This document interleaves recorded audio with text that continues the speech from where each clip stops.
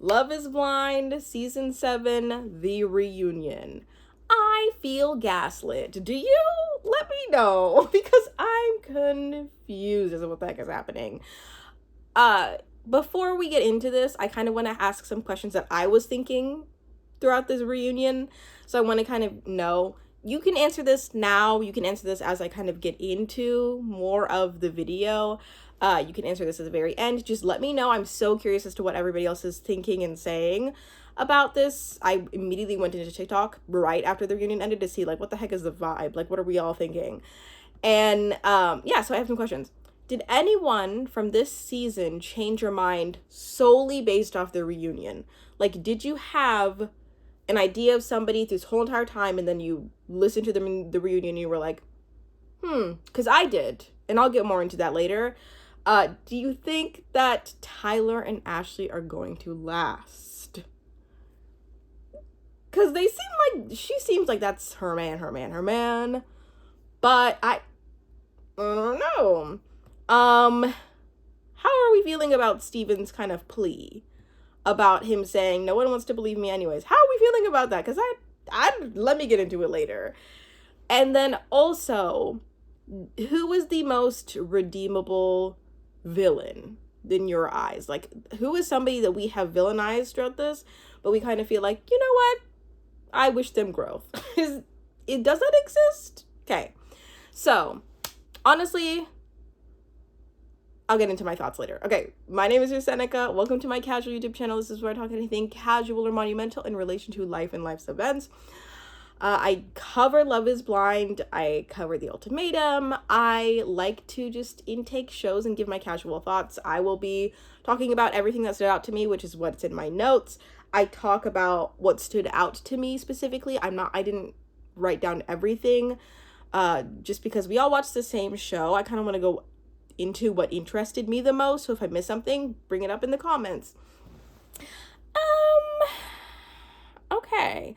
If you also could take a look around my channel, if you're interested in my channel in any way, shape, or form, because of a couple videos ago, I posted that I posted to see if anybody would like to subscribe. That got me to 1,000 followers, 1,000 subscribers.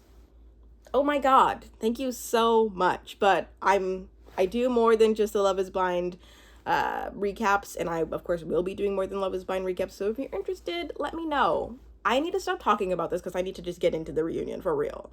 Anyway, Love is Blind, the reunion. The reunions always make me nervous because I feel like in the past they just have not given. You know what I mean? They just kind of feel like a big letdown because the reunions are the most spicy, the most tea-filled space, and no, like, the cast, this is when they're at their most contentious. This is when they're conflicted the most. This is when they, like, thought through what they want to say the most. And yeah, so let's just get into it. Okay, so we see Nick and Vanessa, although they have literally been more absent than a deadbeat dad this whole entire time. Speaking of Nick and Vanessa, we see Tyler and Ashley and Taylor and Garrett, and they are all still together. We love Taylor and Garrett, okay? Based off the evidence that has been presented to the internet, I simply can't really get behind Tyler and Ashley, although I would love to because I love Ashley. She said some things that really, like, stood out to me that really made me empathize with her. But I feel like if she just understood, like, we just want the best for her, and what has been presented to us just does not line up. You know, okay. But Taylor and Garrett, you look good. You look good. Do you think there was somebody who said that Garrett used to look better before with his short hair? That's crazy. Pretty much everybody looks good at this reunion. Oh my God. Everyone but Ramses, Tim, and Nick looks stunning. Truly, I feel that in my soul. Okay, what's your favorite look of the night? I will say that Taylor, I thought her look was interesting because she's very STEM, so I wouldn't expect somebody with the STEM background to kind of go all out to wear something that you would see at just kind of like I just don't expect this level of artistry from somebody in STEM, but I'm impressed with her. Okay, So we get into just like uncomfortable small talk. It's so like, so Taylor and Garrett, what have you been up to? Been rolling around in the lake? Been catching some fish? I didn't go fishing. Oh my god, look, there's a picture of you guys. Let's look at a picture of you guys, and we're gonna stare at it for a couple minutes too long. It's like, God. But I did appreciate the pun of like, so is this, would you call this sexier version of him Taylor's version? Don't mind me, I'm just whatever. Like I appreciate a pun, but it's like, girl, there is tea on the stove. There's the tea on the stove. This stage is the stove. The freaking tea is right in front of you. Can we please get to it? Oh my god.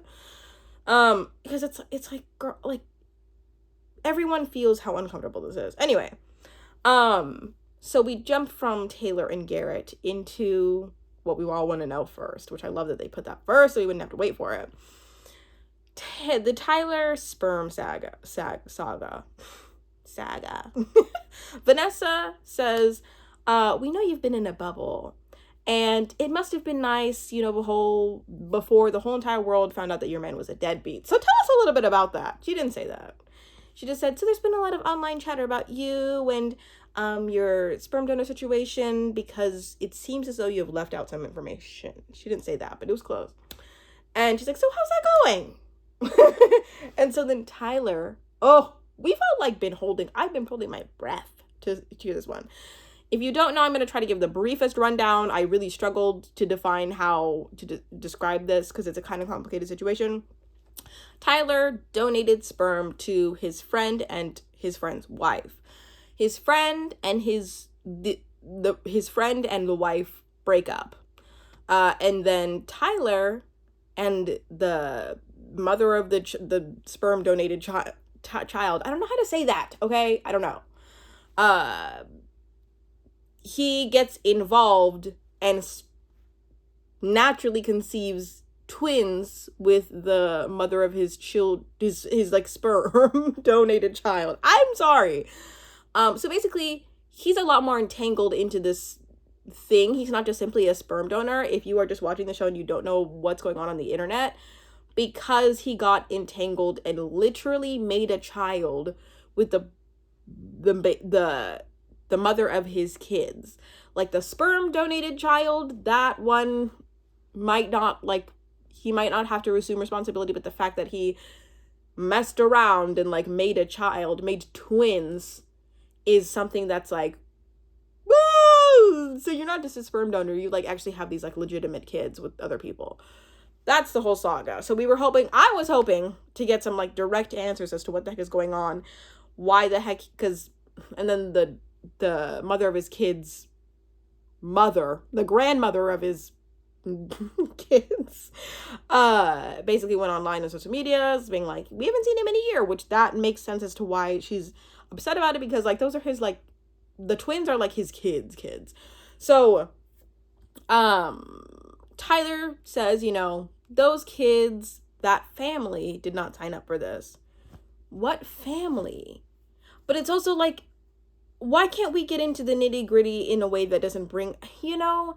But at the same time, I do respect that. I do respect the fact that he wants to have the kids have their privacy, you know? Like, you know, actually, yeah, I am backtracking now. I wish they would get into the nitty-gritty, but it's probably best for the kids in that situation for them to not get into the nitty-gritty and for this to be held as a private, specific matter.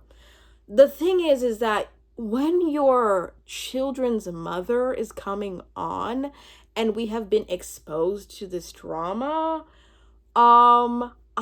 we just selfishly just would like to know more, unfortunately. So he kind of admits to, my friend and her wife needed help starting a family, so I donated. We were all tracking. And then he said he stepped in after the wife left and voluntarily helped. And as a saint, he just voluntarily stepped in and helped.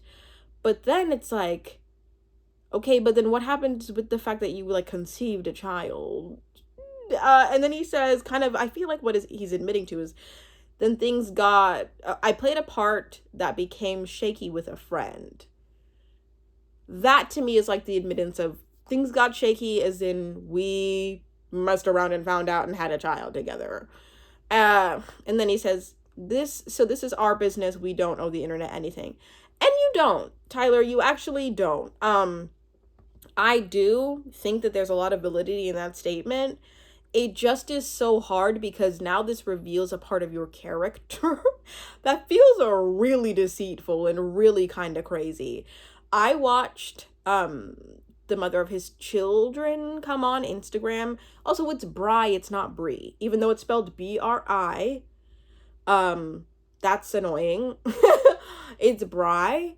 And then her ex-wife went on an interview with Jessie Woo about this whole entire thing, and the ex-wife revealed a lot more than even Bri did, and talked about how Bri is also not like an innocent, blameless person. But that's where it gets into the weeds, where I can see why he wouldn't want to bring this up. But it's also like, when so much is being brought up about this and the mess of this, I wish I could be happy for Ashley, but I can't when so much of this stuff is just not normal.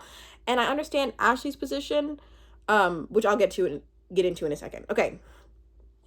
So after he says we don't have the internet, we don't have the internet anything, everybody's like clapping for him, and Garrett says, "We got your back, man." Speak for yourself, Garrett. Please speak for yourself and yourself only. Because it's so hard to give somebody the benefit of the doubt when you've just seen so much of this horrible stuff. Okay. So then, just acknowledge, like, there are details that the audience is missing, and we are just so curious because your family has brought this up, and it is your family. They're your family. So, Ashley then says, "I'm the one who brought it on camera to be authentic because I knew this story that we're kind of going into wouldn't make sense if he just told me all of this off camera and I wasn't like portraying the real story as to what's happening on camera," which is like, okay. She brings up the whole "do you know what they look like" thing, and then makes fun of his response and says, "You can tell he was trying to lie. Of course he divulged that information." And then they kind of like make fun of it, like make it a joke. It's like, you brought this up for authenticity, but at the same time, you're being like, of course he lied. Then why would you bring it up on camera? Why?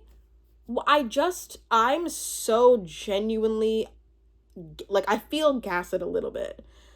Because, like, you brought it up on camera to be authentic, but then he lies about it, and you're like, what? He lied. Of course, he had to protect his family. Then don't bring it up at all. And I understand Ashley probably didn't know what she was getting. That's the thing. Ashley, we do not feel like you're dumb. We feel like you're being manipulated and you're being deceived. You do not have to be dumb to be manipulated and deceived. Intelligent, great people get gaslit all the time and manipulated. It just feels unfair. So then Vanessa's like, okay, so he was trying to lie for the cameras and we weren't there. But what, you know, because Vanessa's just kind of like, what the heck? Okay, so you're trying to lie for the cameras, but yeah, she's like, yeah. It's like, okay, what? Okay. Ashley talks about how she trusts Tyler and how she knows his heart, which is, like, understandable. Like, I have empathy for somebody who gets into this situation with this man and then all of a sudden, you know, like, is admitting things to you, and then you may know every specific detail and you may believe his side of things, but then something just blows up on the internet and you're like, what the heck? I married this man. I just have to stand beside him, and unfortunately till death do us part. It's, like, understandable from her end. But it's also hard because it's like, girl, this is such a horrible, messy situation. We just feel bad for you. And a lot of people on the internet are taking it too far. But this is horrible. So Ashley's literally just like, my man. And like, I hope that she knows The like majority of us who are watching this love her, but we hate this for her, you know? Um, so then Nick and Vanessa are like, so what do you love most about each other? Ashley says that Tyler's the most calm person. Sociopaths, I think, are also like a little bit even keel, are they not? And then Tyler says he loves how unconditional Ashley's love is, which is honestly at a certain point, it's like at a certain point, if somebody just loves how unconditionally you love, they like I feel like the it's like I feel like you shouldn't have to like know within a year how unconditional someone's love is, because that just means like you're like being pushed, you know. I don't know how to describe that. But we catch up with AD. Love you, girl, but like I said, we have tea on the stove. I don't give a damn about AD. I don't. So then we catch up with Marissa and Ramses. Honestly, I was not getting what I feel like I wanted in this from Marissa and Ramses, but whatever, it's just their response. Marissa talks about how she was broken, and she was so broken. You know what? I do genuinely apologize for making fun of Marissa in that low moment, but I also did let you guys know, because somebody commented how I was being a little too judgmental. I agree. I was being a little too judgmental. I should have taken a beat and been like, you know, this is somebody who like literally saw their future and got shattered. So I do apologize about that one, because like that's tough. Can you imagine me on your worst moment on television, Netflix television? Oh my god, like at the hands of Ramses. So then Ramses talks about how he hurt her and how that is hard for him, and he says, you know, it's hard for me seeing you hurt. It's hard for me to see myself hurt you on TV. Oh my, it's like, okay, you could have. I hate I hate the way that I hurt you. It hurts me too. Oh my god. Oh my god. It's like, okay, am I supposed to feel like sympathy now? Because you're kind of now shifting like, oh, I hate that I did that to you. Then why'd you do that to me?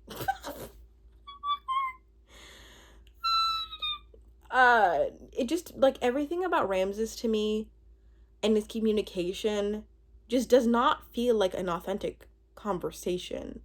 You know, it kind of feels like I'm gonna say these like templated things that I heard, and because they sound good, I'll say them, even though they're not like real. You know, it's weird. Ramses felt so disconnected in this reunion. Like I almost wanted him to come with like something like honest, something authentic, but it felt so like he was not there, present, you know? So then Marissa's mom stands up. They did a good thing in bringing her mom in, and she speaks very level-headedly, and I appreciated it. She said, you know, I think somebody asked, when was the last time you saw him? And she said, well, I haven't seen him, except for I saw him and spoke to him the day that they broke up. I'd pay money. I'd pay money, bucks. Not big ones, but bucks, to see that conversation. Truly. And then she says, I'm thankful they broke up. She would have carried that relationship. Yeah. Yeah. And she was through law school and through everything. She was planning the wedding, doing everything she didn't need to do. Oh, so she's just being so sympathetic. Like, I feel like bad for initially kind of judging her as, you know, this kind of like harsh person who felt a little bit like she, you know, in a way that like Hannah, like I feel like could not have that level of like sympathy. So I feel kind of bad for like prejudging Marissa's mom, because I feel like Marissa's mom is just, I feel like we really judge a lot of is anybody feel me on this? Because I feel like her mom said exactly what she needed to say in a very respectful, level-headed way. That I'm kind of shocked by it, and I'm like kind of thinking back about all the things I've said about Marissa's mom, you know what I mean? So they wrap up the conversation, which is like kind of honestly stupid. That was the most annoying like punny thing that they've said, because they brought it up like 3 other times. It's like, okay, can we stop with the condom puns? Oh my god. Because it was like a legit conversation. It wasn't like fun and games conversation. It was like the conversation that made us hate Ramses. Anyway, at this point, I'm like thinking to myself, I miss old school reunions. Like, I feel just so much is being held back that is not said. And it's like the most angry, annoying people are like fired up and like going. But then everybody's just so hyper aware that this is like Netflix television and, you know, friends and family are in the crowd. And like, I feel like old school reunions for just like regular reality TV shows, just to like eat. And they were toxic. Yeah, they were like, they probably wouldn't fly. But like, I want that level of intensity. I miss it. I miss you. Okay. We catch up with Zach and Bliss. Who gives a damn? Who gives a damn? I don't give a wombat. I don't give a wombat. So then we transition from a wombat to duck. Stop. Hannah and Nick. They ask Hannah and Nick about their whole entire thing. Hannah so I guess they're talking about communication. Then Hannah says, I'm just very direct. It's blind. It's who I am. It's just who I am. Because I forget what question she specifically asked, but she's kind of just like, I just like, Hannah says these things that are like, the things I say were all true. I'm just direct. I feel like people who say I'm just direct, it's like objective. That's not like an objective thing to be. You know what I mean? Direct, straight to the point. Like, a lot of people who like claim to be direct simply just are not in tune with their like empathy and are not like emotionally, what's the word? I feel as though just don't have like the emotional I don't want to say intelligence at all. I want to say maybe emotional articulation. Like, they can't articulate themselves emotionally, so they just kind of say things with like zero regard to how they're kind of taken.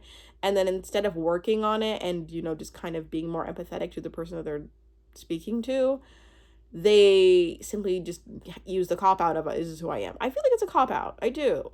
In some ways, I see people who are direct that simply don't have the words, and like simply just need to say things directly in like a non-harmful way. But Hannah's very harmful. I feel like that's what she's missing, is the fact that like she's like legitimately harmful. A lot of us were calling her emotionally abusive, and I still stand by that. And I feel like the fact that she's still saying this now a year later is crazy. So Garrett Garrett says, you know, I'm impressed with your patience, because it couldn't be me. He says that to Nick, basically. And yeah. And I'm genuinely very happy that Garrett said that, because it's like, yeah, a lot of people probably on the stage were probably feeling that same exact way, but he just had the guts to say it. Vanessa goes, how does that feel to be told that someone has to be patient with you? Does that make you feel anything? Do you feel anything? Do you have feelings?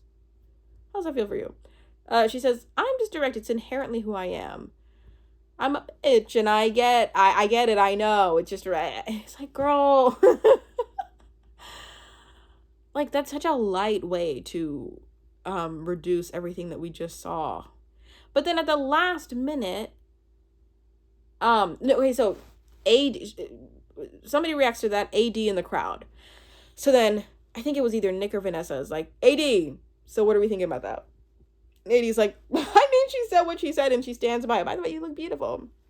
And for some reason, Hannah's like, thank you so much, girl. And then after that, she goes to Nick and she says, I'm sorry I was so cruel to you.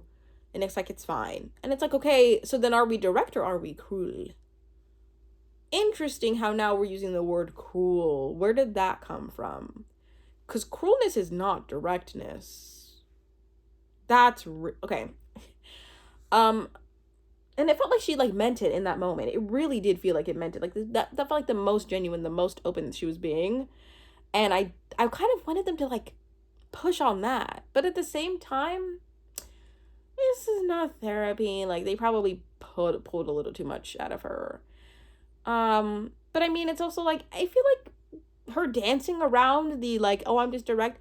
Can we bring up specific can we bring up the breakup the breakup conversation that they had, because that to me was like the thing that made me say confidently, like, this is signs of emotional abuse. Like, the fact that she was being like, respect, you have none. You're not socially aware. You're not, like, it's just picking on someone for the sake of picking on them. It's not a constructive conversation. That was horrible. I wish I would have gone into that, because I feel like they just really kind of let her skate by on that. And it makes it seem like, oh, like, the takeaway from the season is just that Hannah's direct, not that she actually caused legitimate harm and potential abuse. But then we get into Hannah being the one to drop the bomb of how Nick had this kind of like essentially it's a kind of a manifestation specific technique. I'm very into manifestation, so I like immediately clocked it, just like everybody else does these days, about how Nick wrote down 3 different things, and the last thing was that he wanted to be the most famous person on Love Is Blind ever. Nick, you're so... Oh, Nick, you're so... You know, the people who said, like, Nick, they never made me hate you. I told you guys, don't say that. Like, there is so much evidence that Nick peaked in high school, and yeah, there it is. There it is. Of course, Nick wants to be the most famous person on Love Is Blind. Oh my God, he's so... I just could, like, of course, that makes sense. Like, Nick tries to talk himself out of it. And it just, like, it makes me viscerally uncomfortable, because it just, like, that is very clearly, like, a very dumb move that you should have never written down on a piece of paper for Hannah to see. But also it shouldn't have been written down at all. Like, I understand that, like, probably most of these people came on Love Is Blind to, like, expand sort of some sort of something, or to, like, have an experience. And, like, there are a lot of people who probably are excited about the fame that are not willing to admit it, but Nick was just dumb enough to document it. I truly think that was a dumb idea. And I'm not shocked that he wrote it down and it was discovered. I don't think that it was just a dumb move. It's crazy. I don't think that Nick is like some like calculated, no, yeah. Actually, yeah. I think that Nick is calculated, especially in the way that he let Hannah literally just talk to him any which way. He let Hannah do so many of these things, like, that a normal person just wouldn't. And I have a feeling he let her do that because he was so scared of the way that he was perceived. And yeah, Nick probably does have a perception issue. And he told us about that. And also Katie told us that he had that issue. And everyone told us he had that issue. And he does have that issue. I think he's calculated, but not in like a evil mastermind way, in like a very incredibly villain. I think he's just like a little dumb.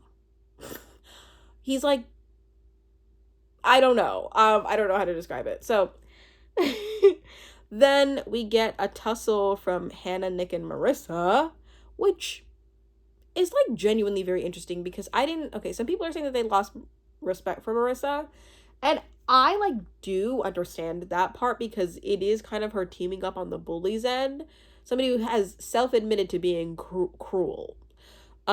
So it's like kind of crazy to see Marissa, somebody who's so light, who's so kind, her energy is like so, bright, team up with somebody who's so dark.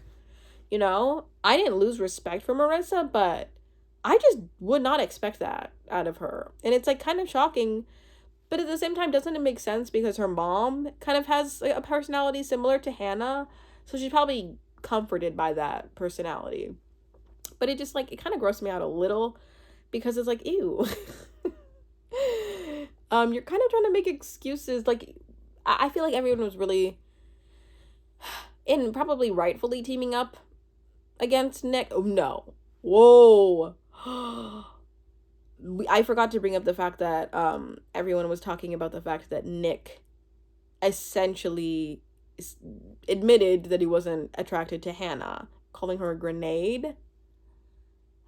I believe that. I think everyone believes that. Not because it like particularly says anything about Hannah's looks, but just because it's like, this man like seems a little bit not too good to be true, because that's not, but it just kind of feels like Nick, why can't you say like anything that feels like like it's from a place of, I don't know, like just stand up for yourself in some way. And Hannah has said like worse things to you, likely off camera. You guys are probably both horrible. That's a match made in hell. I kind of feel like they were ringing that up to kind of excuse her bullying of him.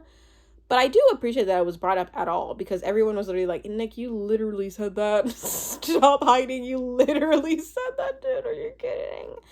And Hannah's kind of trying to kind of get a one-up on him, being like, yeah, you know what? I was toxic, but at least I wasn't fake like you. You called me unattractive. So you're the problem. You know, it's like, you guys are both the problem. You guys are both gross. Nick has very much like Cole vibes, you know what I mean? I feel like a lot of people can see the similarity between Cole and Nick, because they're just both like guys who are just like not meant to be married at this age whatsoever. And they're both a little like, they come off a little bit like peaked in high school type of a thing. Can't really, like, are a little childish type of a thing. I need to stop talking about this. So then Katie gets brought into the conversation. It's so fake. Apparently Hannah gave her shit for a year, as Marissa's mom points out. Hannah's like, I don't know why I said I didn't trust you. I don't know, it was heat in the moment type thing. I do trust, girl, I trust you. Like, she made that stupid face. She's like, I trust you. No, you literally got into a whole entire fight, and you were drunk, yeah. But it's like a year later, and she's like trying to reassure her best friend that she trusts her. This is why people really shit on female relationships and like say that girls just talk behind their backs, because it's like because of women like Hannah. It's like, girl, no, you don't. Like, you hate her. You hate her. Britney and Leo come out to talk about nothing. They come out to talk about nothing. They give us nothing. But at the same time, they also have that, like, I'm trying hard to think about what I'm saying before I say it. They just have, like, an airheadedness to them. So, I don't know what Tia was expecting from that. Britney literally is just like, you know what? He didn't make me uncomfortable. The situation made me uncomfortable. And I just was thinking about, this is a stranger. This is a stranger. But then you also said he didn't make you uncomfortable, but you also, like, the fact that he's a stranger made you uncomfortable? I don't know. Like, and then Leo comparing Hannah and Britney to steak and shrimp, or was it steak and pasta? I forget. No, I think it was steak and shrimp. It's like, all these men, not all these men, okay, a lot of these people simply just like should not have even had the gall to step up to like sign up on TV. At all. The way that some of these tangents are, like, the way that Tim goes on tangents, the way that Steven goes on tangents, the way that Leah goes on tangents, the way that Britney just even speaks, it's like, what made you think to actually process that and spit it out? I just don't understand where, like, I need that confidence in my life. I do, because I just don't understand how it can, I don't. Oh, God. Like, literally seeing Steven, Tim, and Leo all sitting on the couch together, talk about a nightmare blunt rotation. Can you imagine? No, who's on your nightmare blunt rotation? Let me know. Comment it down below. No. Actually, let me legit. I think Hannah, Leo, oh, God, and Tim. Because Steven, I think, would honestly, he'd be, like, fine to talk to. But those people are just volatile to me. Oh, okay, so then we got Steven and Monica. So Vanessa and Nick bring up the sleep test results. There's so many things that they just love to just bring in, which I'm kind of a fan of, but kind of feel like it's really corny. So sleep test results, Steven's going on about, well, you know, I actually have sleep apnea, but I couldn't get that. And randomly Nancy's like, Steven, what's in the text? And Steven, like, randomly gets like kind of excited and happy, and he replies, oh, they're pretty juicy. What? They're pretty juicy. They ended your engagement. I am at a loss for words, for sentences, for paragraphs, literally for the alphabet. I'm confused. So it just is like, okay, I want you to not take me serious when I say this, but like, Steven's like hilarious. I don't want you to take it serious in the way that like, oh, I think that he's so funny, he's just so quirky, like he's stupid. He's like a troll without the intent of being a troll. You know what I mean? He's like the person that you look at and you're just like, how can words be coming out your mouth and you mean them? Because he's just so out of touch with like things that should be said, and then he goes on these like silly little tangents that you're like, what? I get nervous that some days I sound like a Steven in the way that I'm like, oh shoot, I don't make sense when I talk. You know what I mean? It's very interesting. So then he talks about the text, and he goes on about, oh, you know what? No one wants to believe me. No one wants to believe me. No one wants to hear from me. I had a moment of weakness. Someone texted me about a heart condition. I had to text them back. And we got into a fetish talk, which I should not have entertained. And, you know what? I will say that, like, genuinely, once the internet makes their mind up about you, it's, like, impossible to kind of redeem yourself, especially if you're a reality TV star. I do have sympathy for the fact that he's probably gotten a lot of hate that feels, like, unbearable and disgusting, and probably, like, you know what? I can't even say anything. The internet just doesn't want to, like, actually hear me out. I'm getting dead. Whatever. I do feel for that, but it's also kind of like, Steven, you literally, the information that you gave us, we just have to respond and react. No one ever has to abuse or like come online and cyberbully. Oh my god, losers come online and cyberbully because it's like, work on yourself. Stop trying to get people that are like TV figures to like pay attention to the vitriol that you want to spew to make you feel better about yourself. But I kind of feel like it's like a little bit of a way to kind of deflect, to be like, well, no one wants to believe me anyway. But there's also truth to that too. The internet doesn't care about your redemption story. They want to hate on you. That's tough. But the things that we're given, I don't know. So it's just very interesting. Monica and Steven. Let's be honest. If Monica and Steven got like married, or if they continued as normal, I think a lot more people would really hate Monica. I do. And I had this feeling about somebody else who was unlikable. Something bad happened to them, and like we changed our opinion about them. The best thing you can do with somebody who's unlikable is to get cheated on. Is to become a victim of a situation. Like, then people will not have that feeling of not liking you. They'll feel bad about it. Truly. Especially on Love Is Mine. Then we get into Tim and Alex. Oh, you know what? I said I didn't care about them when I heard this reunion. I actually have a lot more sympathy for Alex than I did a decent amount of the season. To me, I kind of feel like a lot of my feeling towards Tim and Alex was just, you can listen to my thoughts from my last recap where I talked about everything Love Is Blind related from episodes 1 to 11. I basically said that it kind of freaked me out that Alex put her hand over Tim's face. I kind of felt like that was a little bit like, yikes.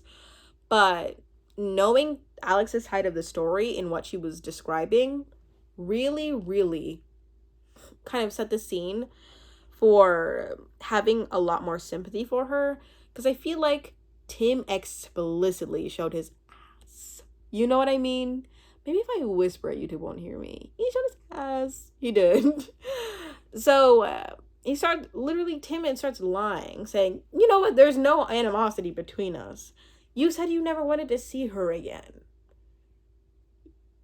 So then he goes off on this tangent saying basically kind of nothing. And some things are like respectable about what he's saying about being perceived in the arguments that they had. He's like, I don't want to be perceived as like this big black man, which genuinely, when you are a black person expressing a negative emotion, I get scared that people are going to view me as like angry whenever I'm going through an emotional situation. So I try really, really hard to contain anything related to that, because I'm like terrified that somebody's not going to see me as a human being. They're literally just going to see me as a stereotype. So I appreciate that, but I also kind of feel like you care so much about perception. You care so much about things related to you that like you are not in care of your partner. You care about controlling a lot of things that your partner does, and they didn't add up to what you wanted, and they were such little minute things. Also, hearing her schedule and the fact that she started bartending, and she's like, we spent 11 to 6 with your family. I napped from 6 to 7, or was it, 6, 7 to whatever, 7 to 8. And then I had to go bartend from 9 to blah, blah, blah. I was like, oh my God. Oh my God. Your parents can leave early. Sorry about it. That's wild. And then also he just has a lot of this beef with her because the fact that he got called a bitch, you know? And the fact that he's bringing up after a year, and the fact that he's still really heated about it. I wonder why she called you that. That's crazy. I'm sorry. I just kind of feel like, but I also do understand that's a very tough. Like that's tough when I'm trying so dang hard to be so fair. It's tough when you're in the first couple days, but it's also kind of like it's a year later. I don't know. I kind of feel like you guys don't have clarity on the situation. It's a year later. You said there's no animosity, but you're like, how can you care about me and call me a man? No, should I laugh at that? I don't know. I just kind of feel like Tim feels very nitpicky. In the way that Ramses is nitpicky, Tim is 10 times more picky, you know? Yeah. And then Vanessa kind of wraps up the whole like argument, and she's like, it seems like, because they're just going back and forth, Vanessa's like, it seems like you guys need to talk about this off camera, and he's like, no we don't. No we don't. Can you imagine? That's so hilarious, being in that audience just hearing no we don't. Me and my husband just at the same time giggled about that one. Yeah, genuinely, I feel bad for kind of analyzing Alex in a way that is probably nitpicky, because it's like Tim this whole time has just had a big problem with her for like a lot of reasons that I just feel like I feel like I now can more so empathize because of his actions at this reunion. So we catch up with Jessica and Marshall and Nancy, and no one else cares about that. That's pretty much it. I like don't care about, I've made this known. So yeah, Love is Blind season 7. Oh my God, what a great season. Comment how you're feeling about this. Comment if you're feeling gaslit. I feel gaslit. Comment who's your favorite, who's your least favorite, who's gonna stay together, who's gonna break up. Let me know if Hannah is redeemable. Anyway, thank you so much for watching this video. I'm so grateful that there are people who legitimately click on me and choose to watch this whole entire time. It's so nice. And take a look at my channel. I have other videos. I post anything casual or monumental in relation to life and life's events. And I will see you in some other video.